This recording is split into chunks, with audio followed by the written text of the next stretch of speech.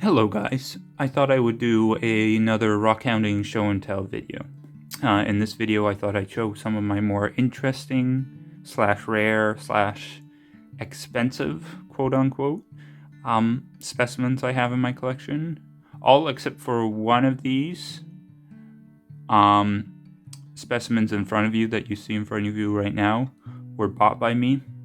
Only one of them, this Fluoro-richterite, this double terminated Fluoro-richterite crystal right here, was collected. So I only collected that one. I'm working on filling out my collection with more stuff that I've personally collected. When I was younger, I didn't have the chance to go out as much. So all my, allowance money, I saved up and bought rocks because I was a nerdy kid, So I'll show you some of the more interesting stuff. So now, not all of this stuff is rare, or rare, quote unquote, but it's still interesting, so I thought I would include it in this video. So I'll kind of just go through each of the specimens. Here's the first specimen I'll be talking about. It's a pink fluorite crystal from Inner Mongolia in China, the Inner Mongolia province in China. And it's a pink octahedral fluorite specimen with like two smaller tiny octahedrals. And it's got a contact point here where it would have connected with another fluorite crystal. You see that little, it's hard to focus, there we go. And it's just a beautiful little pink specimen with a green tinge on one edge, you can see. And that green tinge is actually intergrowing green fibrous mineral known as bisylite. So it's just a little interesting specimen. People were going crazy when they first found these in the mine they came out of, and I managed to snatch up just a small specimen because a lot of these specimens were going for a decent amount of money, and like even broken crystals were selling for a lot. So I scooped up a nice small whole fluorite crystal to add to my collection.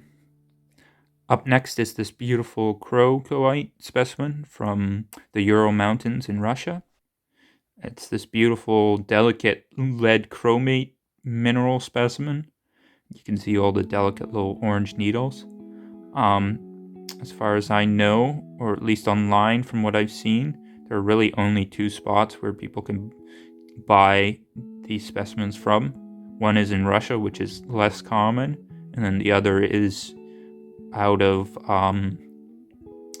Australia, out of Tasmania. There's this Crocoite mine that produces a lot of the specimens you see sold online, and I got this one for a pretty decent price, so I happily picked it up for the amount of money I paid. It was definitely worth getting this. And it's just this beautiful orange mineral specimen. The kind of the rusty yellow staining is most likely limonite. I would guess, at least. But yeah, just beautiful little specimen. Next is my Fluoro-richterite specimen that I personally collected. This is a double terminated crystal with a natural break that got filled in with calcite. Now Fluoro-richterite is one of the I don't want to say one of the most rarest amphibole mineral specimens out there, or mineral type, but it is pretty up there from what I've read and from what I've heard from other collectors. Believe it was first found in Russia. That's where they first discovered this mineral. And from what I know and what I've heard, there's like maybe 4 or 5 known collecting spots. There have been like reports of people finding it elsewhere, but for known localities, there's like maybe 4 or 5. This one comes from the Essenville Fluoro-richterite occurrence in Ontario, in like central Ontario. And it's just a beautiful dark green crystal, and it's a great example. And now, from what I understand, the Fluoro-richterite occurrence in Essenville produces some of the largest Fluoro-richterite specimens out there. So that makes this specimen pretty unique. Here is a double octahedron cluster of nice kind of pinkish red spinel from Vietnam. I got these at a I think it was the last mineral collecting convention I went to, or get together. I forget what they're called. I guess it's convention, but I thought I'd show you because it's just a nice little specimen, and I got it for a decent price. There's the local convention I go to. There's this guy that I bought off. He always is there, and he always has some very interesting little thumbnail specimens, and he sells them for a very reasonable price. So I picked this one up from him the last time I went. I even managed to actually, honestly, I'm very Dutch. That's my family background is Dutch, and of course people joke that going Dutch being super cheap, and honestly it's super true, because I even bartered a couple dollars off of this one. Even I managed to get it for even a couple dollars cheaper than he was asking, and that was just me wanting to try and see if I could get it for cheaper, and I managed to. But yeah, just a little pink double cluster of octahedral spinels. Here is an interesting little pseudomorph specimen that I bought a couple years ago. It is a Malachite Pseudomorph, and it replaced, so with the pseudomorph, for those who don't know, it's basically a mineral that has replaced another mineral. So in this case, it was malachite that replaced azurite. So here's you can see the traditional azurite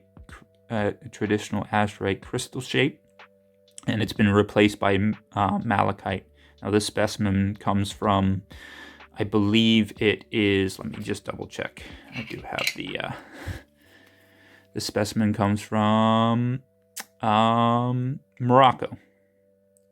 Makes sense. There are a lot of nice malachite and azurite specimens that come out of Morocco. In general, actually, Morocco is known for some very nice mineral specimens. I definitely have a couple of nicer specimens in my collection that come from Morocco.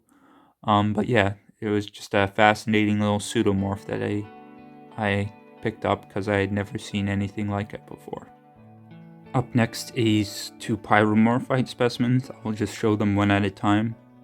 I bought these because I just love the color. Pyromorphite is an interesting mineral, and it's not that common, so I thought I'd pick these up. These come from the same place in China, actually. Both of these are Chinese specimens. I forget the exact place, the province, but I'll put the province name up.